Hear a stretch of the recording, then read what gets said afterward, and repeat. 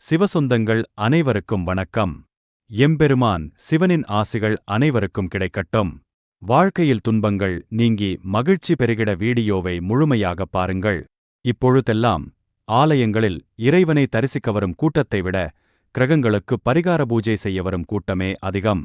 அந்த அளவிற்கு மூடநம்பிக்கைகளை மக்கள் மனதில் பதிய வைத்து பணம் சம்பாதித்துக் கொண்டிருக்கிறார்கள் இப்போதுள்ள ஜோதிடர்கள். ஒன்று புரிந்து கொள்ள வேண்டும் அன்பர்களே. கிரகங்களுக்கு அவரவர் கர்மவினைகளுக்கேற்ப வினைப்பயன்களை கொடுக்கும் அதிகாரம் உள்ளதே தவிர கர்மவினைகளிலிருந்து விடுதலை கொடுக்கும் அதிகாரம் வழங்கப்படவில்லை என்பதே உண்மை. ஆகவே கிரகங்களுக்கு எந்த பரிகாரம் செய்தாலும் பலிக்காது என்பதே உண்மை. ஒரே ராசி நட்சத்திரம் மற்றும் லக்கினத்தில் லட்சக்கணக்கான மக்கள் இருக்கிறார்கள். சிலர் கோடீஸ்வரர்களாகவும் பலர் தெருக்கோடியில் வசிப்பவர்களாகவும் உள்ளனர்.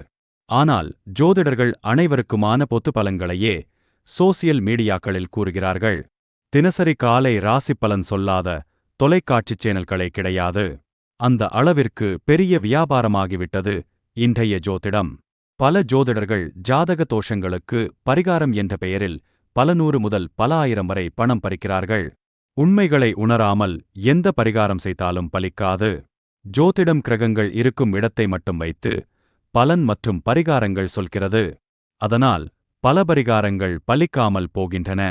சிவவாக்கு ஜோதிடத்திலிருந்து வேறுபட்டது. இது கிரகங்கள் இருக்கும் இடத்தை மட்டும் பார்க்காமல் கர்மவினையை ஆராய்ந்து அதற்கான இறை வழிபாட்டு முறைகளை போதிக்கின்றது.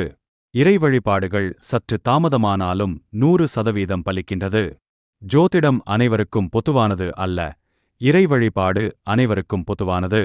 ஆகவே அன்பர்களே, சிவவாக்கு சேனலை சப்ஸ்கிரைப் செய்து வைத்துக் கொள்ளுங்கள். இதில் கூறப்படும் எளிய இறை வழிபாட்டு முறைகளை பின்பற்றி இன்னல்களிலிருந்து உங்களை தற்காத்துக் கொள்வதோடு பல ஐஸ்வர்யங்களையும் அடையலாம்.